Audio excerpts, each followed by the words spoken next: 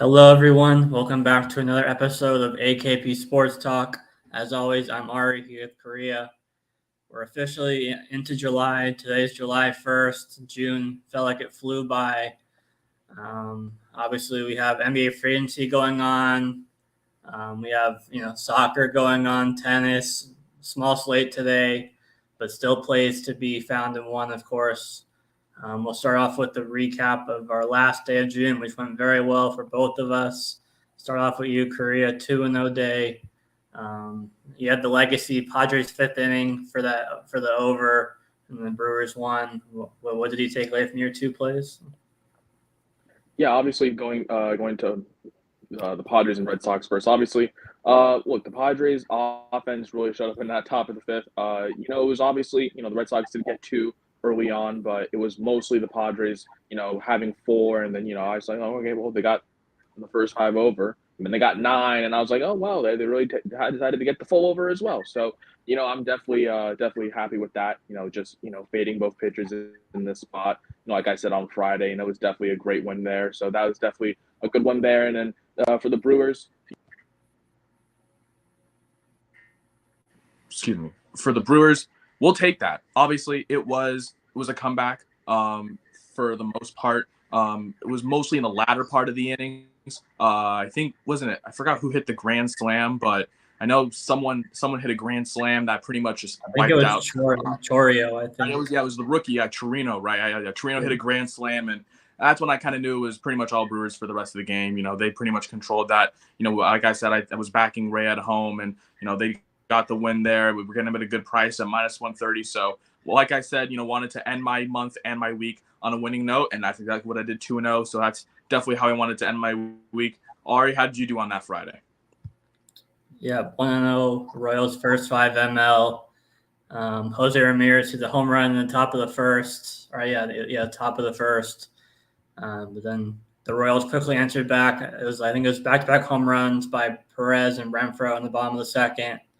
And then they got three more in the third, like I talked about. Unfortunately, McKenzie, who was actually optioned to AAA like the day over the weekend, which I don't really get totally, because usually when you go to AAA it's to work on something, but for him it's not really work on something. It's just because he's hurt. So there's nothing really like to work on in AAA. But I guess they had no other choice other than maybe like a lung relief or some middle relief or something. But I guess maybe he'll figure something out to pitch through his injury in the AAA, I guess. But I talked about like even his two starts before Friday, he couldn't even pitch more than 3 innings, and then this start he only went 2 in the third. So he wasn't even giving them any kind of length, even while he's getting hit hard.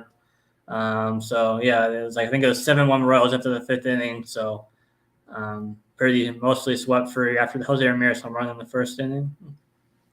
Yeah, the unfortunate thing about McKenzie is the fact that there's nothing for him to be working on in AAA, just because, as you mentioned, it's just that injury in his shoulder that he has to have Tommy John surgery for. So it's either hang up your baseball career for about 1.5 years, depending on how long you can recover in that time, or you keep doing the same thing. And obviously, if he's still going to keep pitching this year, that may be a system we always like to target, just fading Tristan McKenzie. So obviously that Royals first 5 money line, definitely a great winner for you.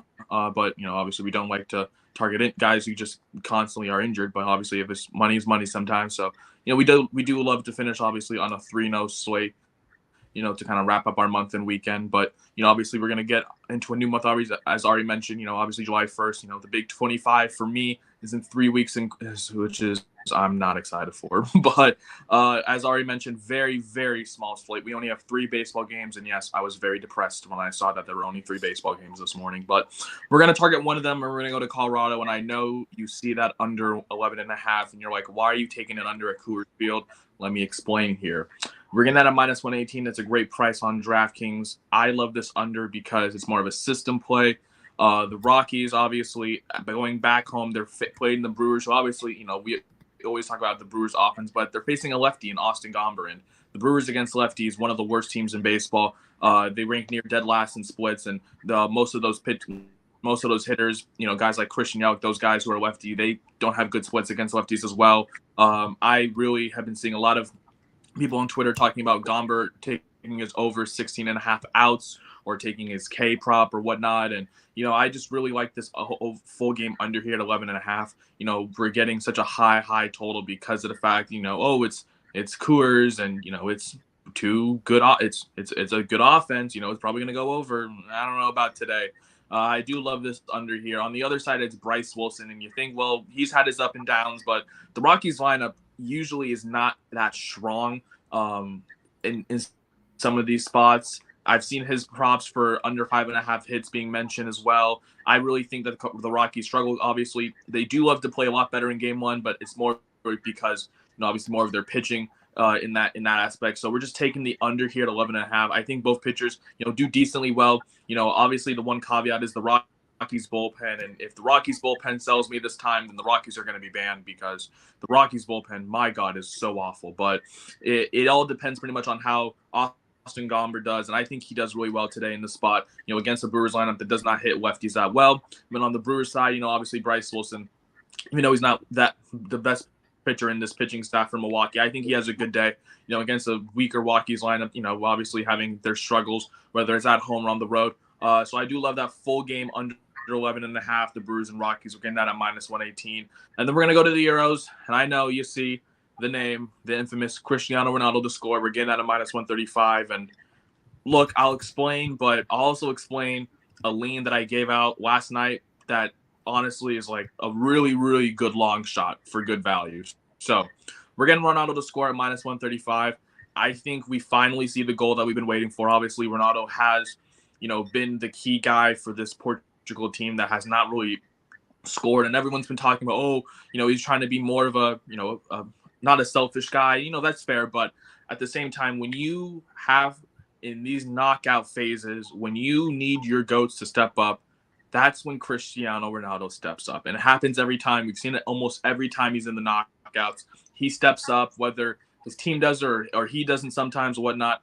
I think he gets at least one in the net today. We're getting it at -135 against Slovenia, obviously, who have a weaker defense. They rely more on their midfield play, but they did lose Janza with two yellows. Obviously, 2 yellows in the group stage means you're suspended for at least your next game, and he got the yellow card in the last game, which unfortunately means he suspended this game. So I feel like with Portugal's attack, with guys like Jota, Bruno Fernandes, who's obviously one of the best midfielders in the game right now, I feel like Ronaldo, finds one in the back of the net, but I'm also taking 2+ and 3+ goals, and I'm not giving that out, but I'll explain why.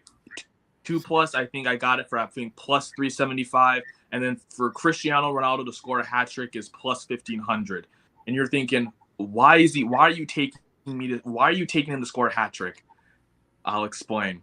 The goalie for Slovenia, his name is Jan Oblak.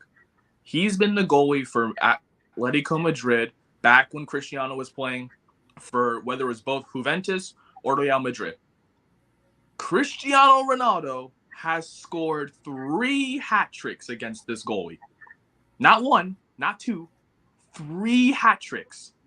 That means he scored 3 times in one game, 3 times.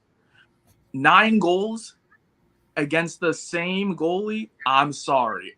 It's written. It's written in the stars.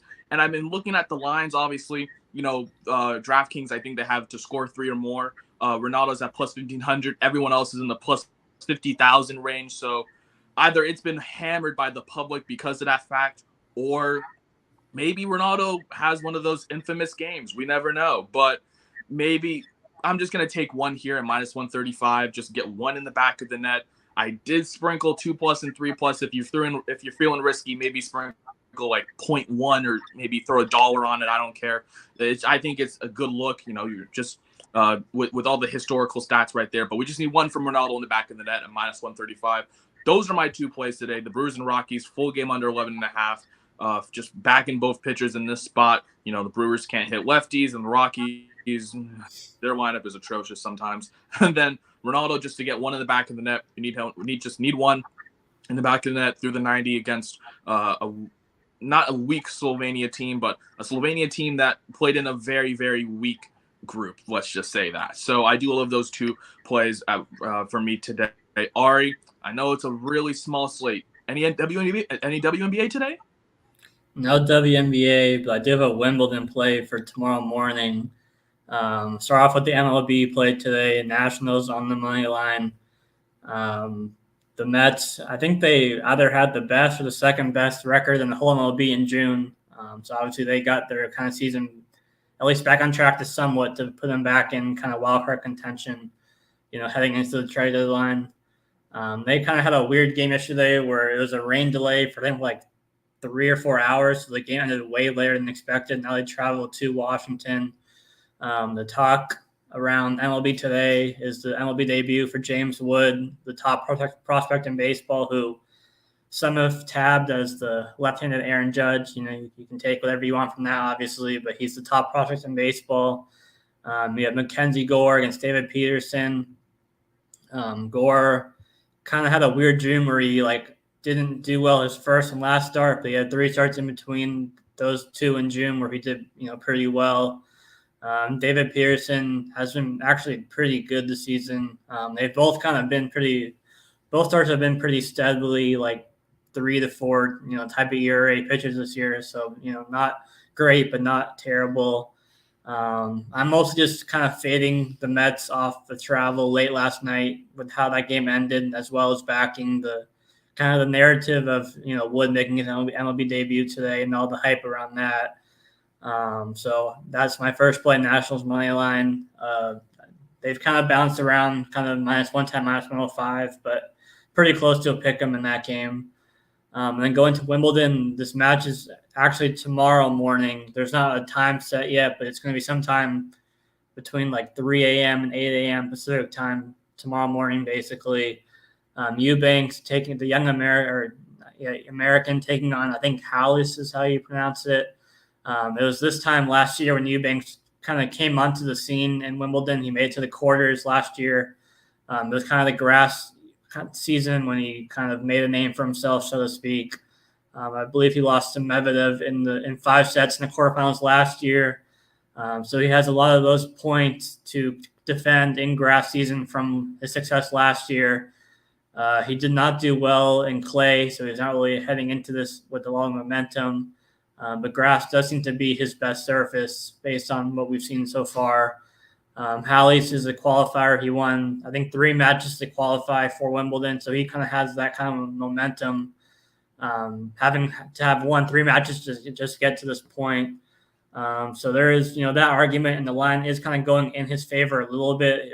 I think it was originally -110. I saw both ways or something like that. Now it's -120. Hallis is the favorite, so that is going against me, but I'm mostly just backing Eubanks, who kind of needs these wins to stay in the top 100. He's in the 60s right now, but if he doesn't do well in Wimbledon, he could fall out of the top 100 in the rankings. So I'm just kind of backing Eubanks off his success in Wimbledon last year to kind of keep that up at the very least in this first round match tomorrow morning, -105. Christopher Eubanks money line. Obviously, Ari, I do love the Nats, obviously, for you today. You mentioned James Wood, obviously, one of the obviously highly rated prospects for the Nationals. I think he was involved in that Soto trade, if I'm not mistaken, obviously going from the Padres to the Nats. And, obviously, the Nats have been kind of talked about as a team that's been lurking. First it was bringing up C.J. Abrams, one of the higher names in that trade at the time for the Juan Soto trade. He obviously came up, and now James Wood, obviously people have been calling him the left-handed Aaron Judge. He really can hit the ball hard from the left side of the bag. So, obviously there's that. And you mentioned, that weird game for the Mets yesterday, obviously, against the Astros, and, they had that rain delay. The game was delayed 3-4 hours, but then it went into extra, so it went even longer. And, Mets, after such a long day, I don't know if their bats show up today. Against Gore, who has been a lot better at home in some recent starts. You mentioned, is up and down all around, just as a whole as of recent. But I do love, the Nats full game money line today at -105. And then obviously I'll let you talk about Wimbledon, because I unfortunately do not know a single thing about the whole Wimbledon and tennis thing. But obviously, Ari, your stuff. So obviously that is a winner for you. Obviously 2 plays for me, 2 plays from Ari. going back to my Brewers and Rockies play under 11.5, and then Ronaldo anytime goal scorer -135. You can get both of these plays and obviously this full video on our card and obviously on our Twitter, AKP Sports Talk. That's our Twitter. Down below, we will have our full card and video posted momentarily. But that's going to do it for this episode. That is Ari. I'm Korea. Thank you guys so much for shooting. And obviously, I know it's a small slate today, but don't worry. We actually have more games tomorrow, obviously. And then Thursday, with the 4th of July, we were going to do something. So obviously, we're going to do another Nerfy stream with all the morning games starting at about, I think, like 8 in the morning. We're not going to take the one at 8 in the morning. I'll tell you that for sure. But obviously, throughout the morning, we obviously just celebrating, America's birthday. We're going to do another Nerfy stream. So tune into that on Thursday. But that's going to do it for this episode. Thank you guys so much for tuning in. That's Ari. I'm Korea. We will see you guys tomorrow. Win some money. Peace out, guys.